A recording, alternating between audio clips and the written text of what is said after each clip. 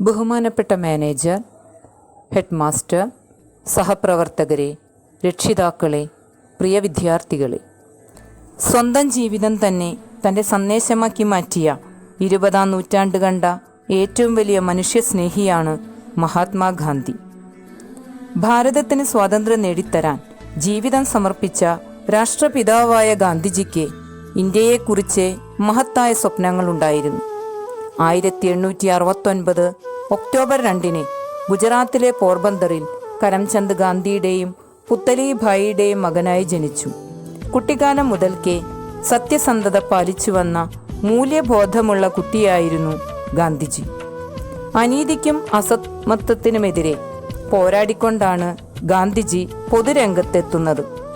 വിദ്യാഭ്യാസമാണ് ഒരു രാജ്യത്തെ പുരോഗതിയിലേക്ക് നയിക്കുന്ന ചാലകശക്തിയെന്ന് അദ്ദേഹം സ്വജീവിതത്തിലൂടെ തിരിച്ചറിഞ്ഞു.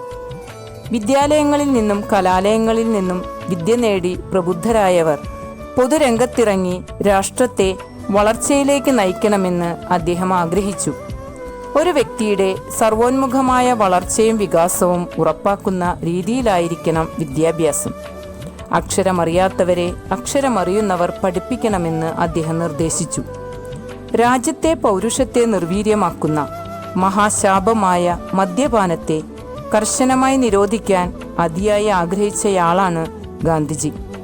ഗ്രാമങ്ങളിലാണ് ഇന്ത്യയുടെ ആത്മാവെന്ന് തിരിച്ചറിഞ്ഞ അദ്ദേഹം ഗ്രാമങ്ങളുടെ വികസനത്തിനായി ഒട്ടേറെ കാര്യങ്ങൾ മുന്നോട്ട് വെച്ചു. വ്യക്തികളും സമുദായങ്ങളും തമ്മിലുള്ള ഐക്യത്തിനു വേണ്ടി അധ്വാനിച്ച ഗാന്ധിജി നാമെല്ലാം ഇന്ത്യ എന്ന മഹാരാജ്യത്തിൻ്റെ മക്കളാണെന്ന് പറഞ്ഞ് ഏവരെയും ഒരുമിച്ച് കൂട്ടി.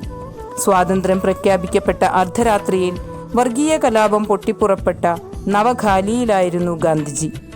ഇന്ത്യ പെറ്റ മക്കളാണ് നാം, സഹോദരങ്ങൾ തമ്മിൽ വെട്ടിമരിക്കരുത് എന്ന് പറഞ്ഞ് രക്തവും കണ്ണീരും വീണുകുതിർന്ന മണ്ണിലൂടെ ഏകനായി അലയുകയായിരുന്നു ആ മനുഷ്യസ്നേഹി.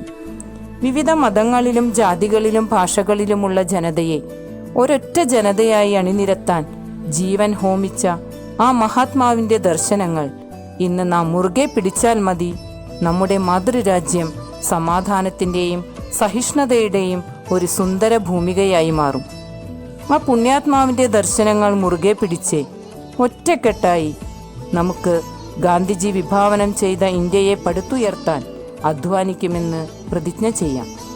ഏവർക്കും ഗാന്ധി ജയന്തി ആശംസകൾ ഹൃദയപൂർവ്വം നേർന്നുകൊണ്ട് നിർത്തട്ടെ. നന്ദി. ജയ് ഹിന്ദ്.